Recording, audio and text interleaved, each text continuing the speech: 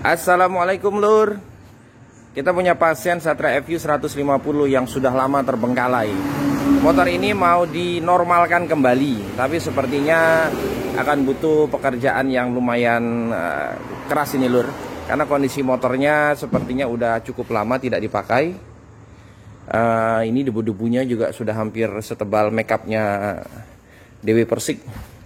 Jadi kita coba untuk melakukan prosedur pengecekan standar untuk menganalisa perbaikan apa aja yang dibutuhkan di motor Satria FU ini supaya dia bisa hidup kembali. Jadi untuk merekondisi motor yang sudah lama tidak digunakan seperti ini Lur, kita pertama harus mengecek tiga hal. Yang pertama itu adalah pengapian, yang kedua adalah tekanan kompresi, yang ketiga adalah karburasi. Karburasi itu sistem pencampuran bahan bakar dan udara supaya mudah dibakar oleh tekanan dari kompresi. Bukan hanya karburatornya saja yang baik, tapi sistem pengabutannya itu disebut karburasi. Jadi tiga hal itu yang harus kita pastikan untuk menjadikan syarat supaya motor ini nanti bisa kembali normal. Lur, nggak usah banyak bacot, langsung aja kita eksekusi ya Lur. Yang pertama kita cek kunci kontaknya ini nggak ada ya Lur. Karena kunci kontaknya nggak ada, kita langsungkan aja kabelnya. Kabel kunci kontak tuh ada di depan sini. Untuk Suzuki Satria FU itu hanya ada dua kabel ya Lur. Warna kabel merah dengan orange. Merah ini yang dari aki, orange ini outputnya yang langsung masuk ke sistem nanti distribusinya ke seluruh bagian yang membutuhkan arus listrik. Kita dibuka baru langsung ini Lur, kasih aja pakai skrup. Nah baru kemudian kita cek akinya, apakah akinya masih berfungsi. Pakai AVO Lur, arahkan ke DC, ke volt DC, kemudian merah ke plus, hitam ke minus. Lihat pembacaan di AVO-nya 11,49. Masih lumayan lah, akinya masih bisa digunakan. Tapi Lur perhatiin, ini bukan akinya Satria FU yang sudah double starter ya Lur. Akinya Satria FU itu 5 ampere, 5 atau 6 ampere. Ini cuma 3,5 ampere. Ini akinya motor Beat, motor Mio, bukan akinya Satria F. Satria F lebih besar. Nih tempatnya aja udah masih ada yang kosong ini. Cuma untuk sementara sambil kita merekondisi motor ini, kita pakai aja dulu. Lanjut kita cek untuk pengapian. Oke Lur, langsung aja coba kita cek dari kabel koilnya yang menuju ke busi. Tempelkan ke bodi, baru diengkol. Mas Budi coba tolong diengkol. Perhatikan ya Lur, keluar nggak di apinya itu. Nggak kelihatan. Off dulu. Saya tidak mau kesetrum, karena kesetrum itu menyenangkan. Ini aja biar semuanya bisa lihat. Oke. Oke sip. Ternyata apinya masih ada, tapi motornya tetap. Coba kita engkol ya, mau hidup nggak dia. Tadi sih waktu datang udah saya engkol-engkol sampai pegel, nggak mau hidup. Tapi mungkin kalau di kamera dia mau hidup. Nah coba diengkol dulu Om Budi, mau hidup nggak? Oke udah cukup. Nah Lur, salah satu mendeteksi nanti kalau sampean sudah terbiasa megang motor, nanti itu bisa membedakan motor itu ketika diengkol terasa ada kompresinya atau tidak. Tapi kalau tadi seperti itu, kalau kita bilang sih tidak ada tanda-tanda kehidupan, itu bisa dipastikan bahwa pertama, apalagi motor ini sudah lama tidak digunakan, bisa jadi memang kompresinya sudah jebol, maksudnya sudah berkurang. Klep-klepnya itu udah ada pada bocor. Apalagi untuk Satria F ini memang gampang sekali dia kompresinya itu menjadi lemah. Nah kemudian faktor lain kenapa tadi saya mengutamakan untuk mengecek fungsi dari aki. Untuk motor Suzuki ketika dia sudah lama tidak digunakan, CDI-nya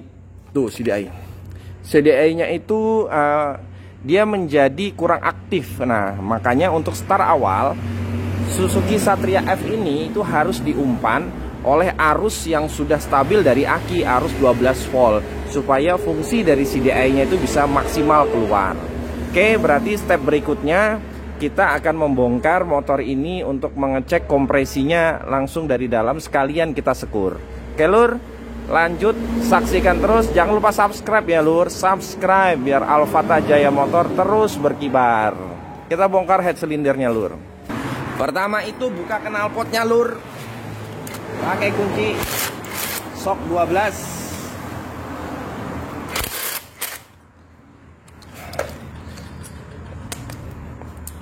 Depan dan belakang.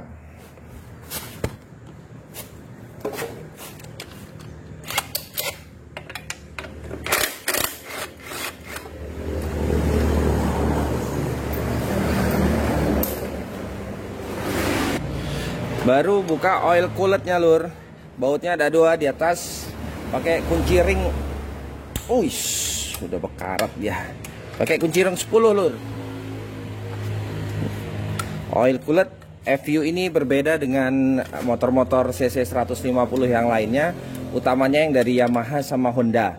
Kalau Honda dan Yamaha menggunakan radiator, untuk tipe pendingin mesinnya Satria FU ini menggunakan pendingin oli. Jadi yang disirkulasikan, didinginkan itu bukan air coolant atau air radiator, tapi dia olinya sendiri. Kalau untuk efektivitasnya, mana yang lebih diunggulkan antara oli dan air? Kalau saya sih selama ini menurut saya pribadi loh lur, menurut saya pemakaian untuk pendingin oli itu lebih efisien daripada pendingin yang menggunakan air. Pendingin oli ini suhu mesinnya tuh lebih terkontrol, dan masalah yang ditimbulkan itu relatif lebih bisa diminimalisir. Kalau pendingin air, resiko tercampurnya air radiator ke dalam mesin tinggi. Tapi kalau pendingin oli kan nggak apa-apa bercampur dengan oli. Iya nggak lur? Itu saya pribadi. Kalau suhu-suhu yang lain punya penilaian lain, ya wajar saja.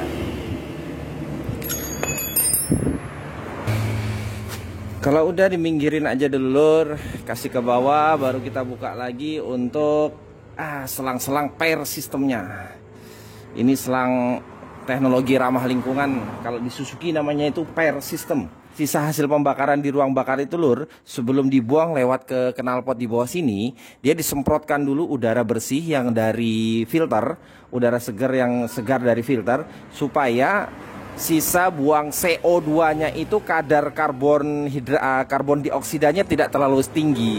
Jadi mengurangi emisi gas buang. Itu fungsi dari pair system ini.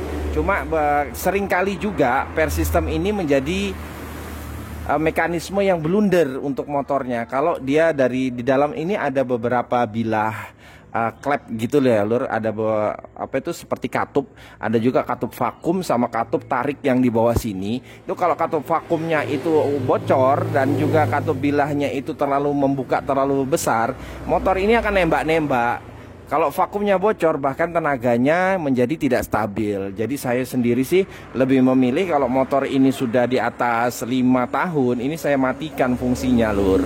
Gitu, memang nggak apa-apa untuk, jadi kadar emisi gas buangnya agak tinggi. Kan nggak buat dicek juga lur, iya kan lur. Lanjut kita buka dulu karburatornya lur. Sama di sini ada baut 12, baut engine mountingnya, supaya mesinnya ini keras. Nah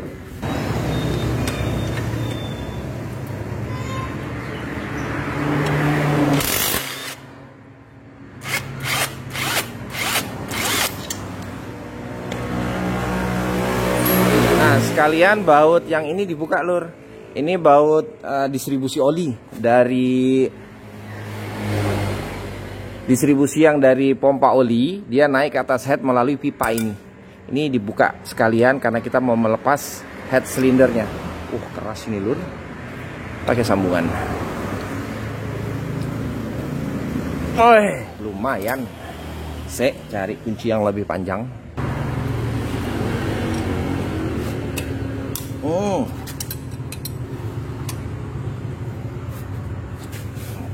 Ini dibuka sampai lepas.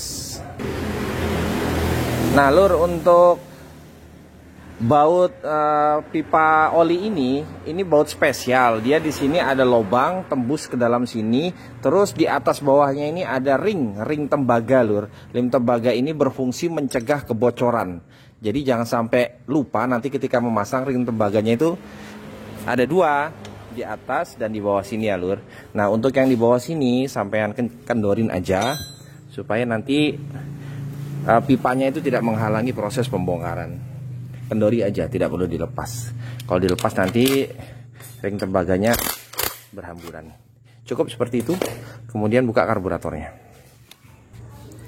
Karburatornya di depan sini ada klam pengikat. Kendorin pakai obeng plus. Belakangnya juga.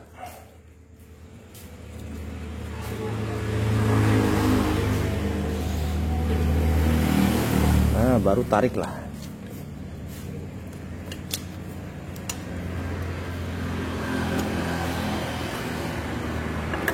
Nah, tepikan aja dulu lur, kita fokus dulu pada head silindernya. Buka cover atasnya ini pakai kunci L6 lur. Pilih kunci L-nya yang bagus supaya menghindari ini bautnya ini rusak. Wah, kelas lur, seperti yang kita harapkan. Wah, buka semuanya.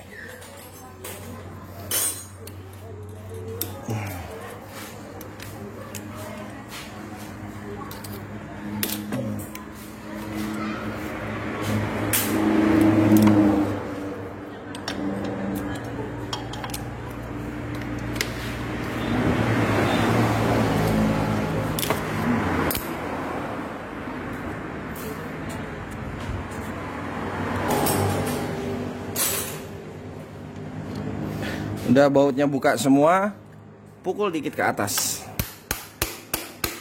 Nah, wah, kalau dilihat dari kondisinya yang sudah kering banget seperti ini, sepertinya memang motor ini udah lama tidak dihidupkan lur. Nah, kita pindah ke sebelah sana. Selanjutnya lur, sebelum nanti kita melepas baut-baut head cylinder ini, baut dari cap camshaftnya ini namanya cap lur, cap dari camshaft baik X maupun in. Perhatikan dulu, kalian harus mengetopkan dulu posisinya. Top itu posisi piston ada di posisi paling atas dari TMA, dari tinggi blok ini. Kita posisikan dulu topnya supaya nanti kita ngelepasnya lebih mudah dan posisi dari noken asnya itu tidak menonjok klep. Cara ngetopkannya lur, nih bisa dari sini. Buka tutup ini, kemudian pakai kunci 14. Buka dulu ini. Wah, nggak ada yang ringan. Wah, mantap.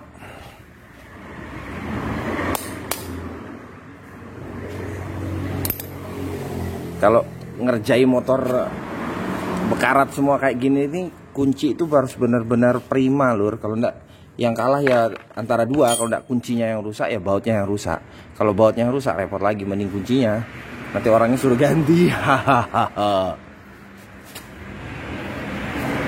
Salah lur, pakai kunci sok 17 bukan 14. Oke, diputar. Oh tadi businya belum saya cabut, jadi mungkin agak keras. Oh enggak, memang enggak ada kompresinya motor ini. Diputar lemah banget. Oke, kita perhatikan tanda titik topnya. Ini lur, kita putar dulu.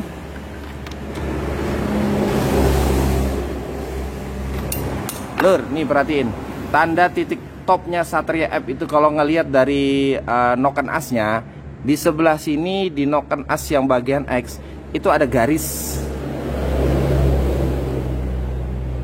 Kurang jelas ya lur, ini ada garis. Nah itu garis itu harus rata dengan pipi tepi dari bloknya ini. Yang sebelah X menghadap ke kiri, yang sebelah in garisnya menghadap ke kanan. Nah seperti itu lur, ini berarti kondisinya sudah top. Yang kedua, teman-teman bisa melihat dari tanda top yang ada di magnet. Tapi buka dulu tutup ini. Baik.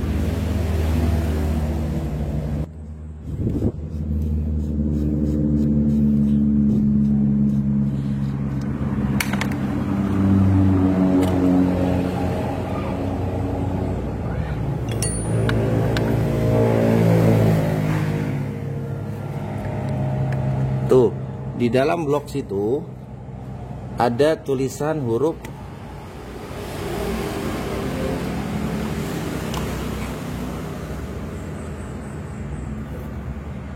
telur, huruf T. Berarti dia posisinya sudah top. Nah, tinggal buka semua baut cap noken asnya. Pakai kunci sok 10 ya, Lur. Sok 10 yang bagus biar dia tidak rusak.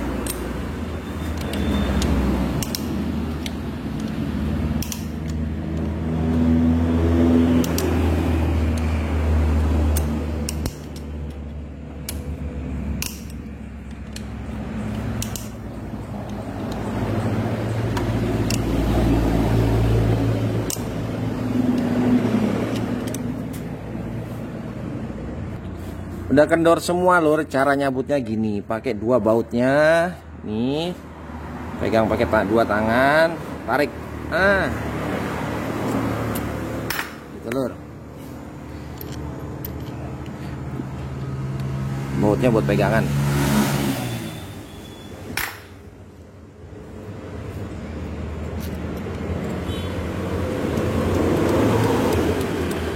Goyang-goyang, Lur.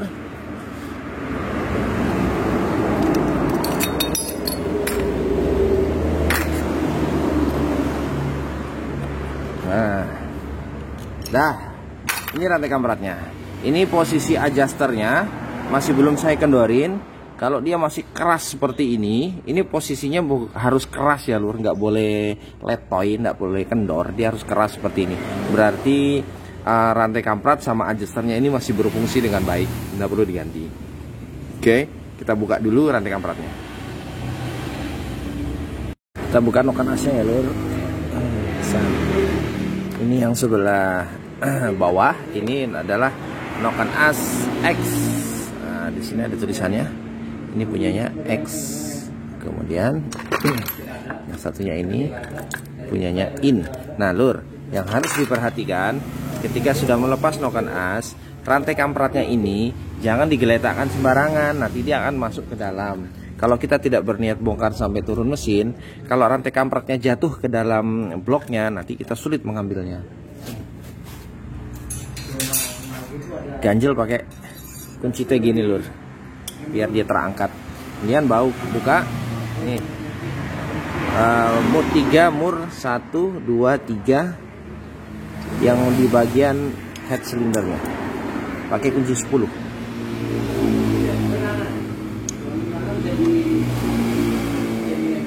Semua serba keras.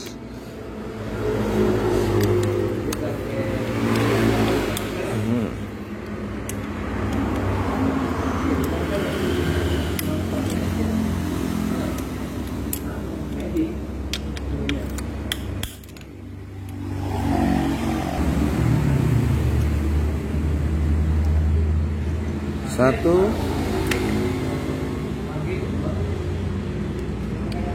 dua,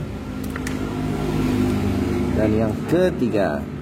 Nah, setelah itu, Lur, kita buka baut head silindernya.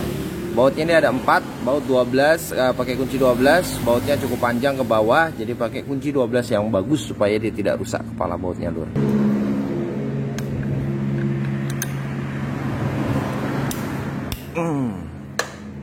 Satu, dua,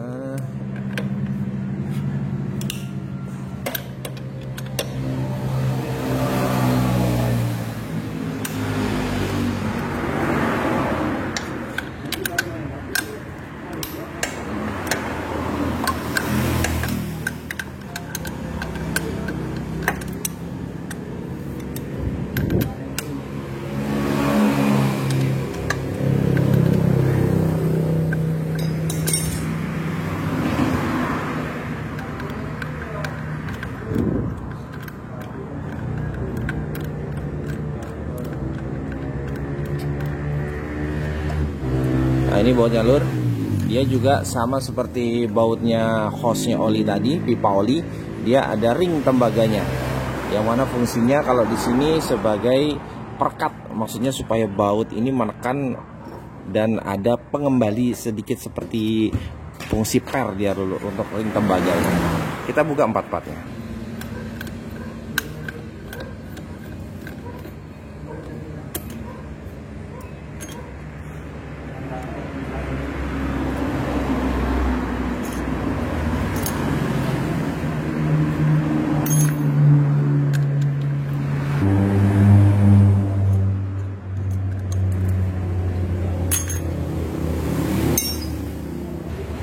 Selanjutnya headnya ini kita lepasin, kita angkat lur. Pukul pelan-pelan pakai hammer, nyantai aja. Nih, kalau udah angkat terus ke atas, baru ininya dilepas. Tapi pastikan rantai kampratnya ini sambil dipegang.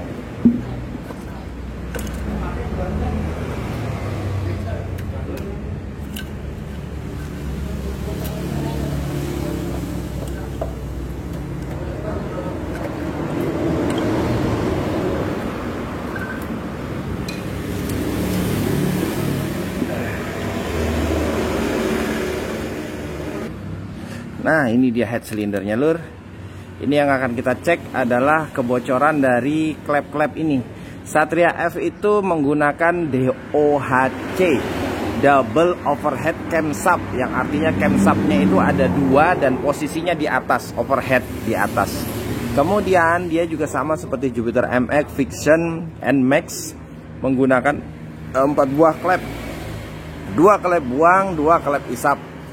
Seperti ini lur. Nah, hanya bedanya karena dia ini untuk struktur struktur head silindernya, karena dia menggunakan pendingin oli, maka dia tidak ada jalur water jacketnya seperti pada motor yang menggunakan pendingin air. Oke lur, kita buka dulu untuk tepet dan simnya.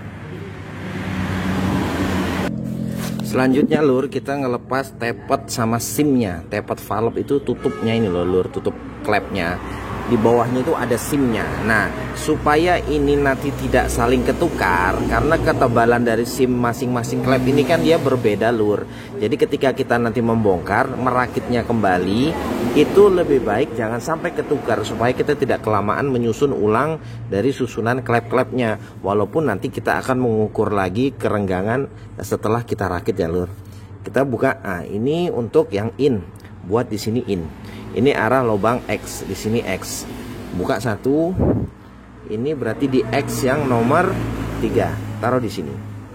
Kemudian buka satu lagi di sini yang X yang kedua. Nih tepetnya ketinggalan kan? Tepet SIM. SIM-nya ketinggalan, ambil, masukkan.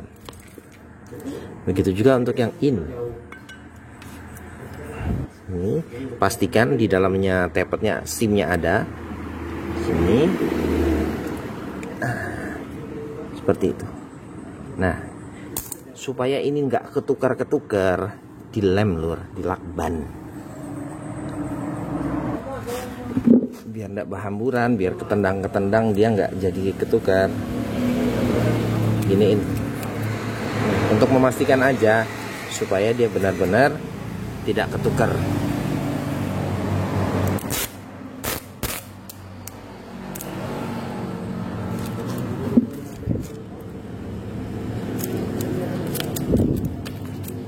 Nah, gini kan aman, dia nggak akan kemana-mana. Oke, singkirkan. Untuk ngecek kebocoran klep yang paling sederhana itu lur, ngeceknya pakai bensin. Nih, posisinya dibalik seperti ini.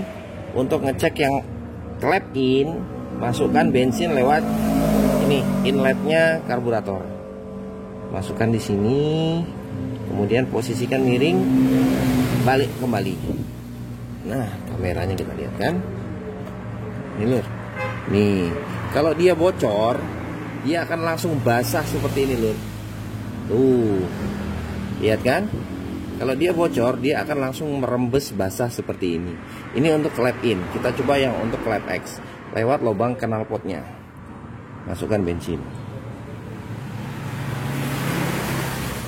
Kemudian kita lihat, miringkan. Tuh, ini bahkan yang X-nya lebih deres. Nih, langsung ngalir seperti ini. Maka wajar kalau motornya tidak akan hidup karena kompresinya bocor. Jadi yang harus kita lakukan sekarang adalah menyekur ke empat klepnya ini satu per satu. Oke lur, kita bersihkan baru kita bukain. Cuma mungkin karena kontennya sudah kepanjangan, kita akan membuat sesi kedua ya lur. Ditunggu konten selanjutnya, proses menyekur dan perakitan ulang untuk Satria F rekondisi, atau kita akan menstandarkan kembali Satria F ini. Oke lur, jangan lupa subscribe-nya. Assalamualaikum.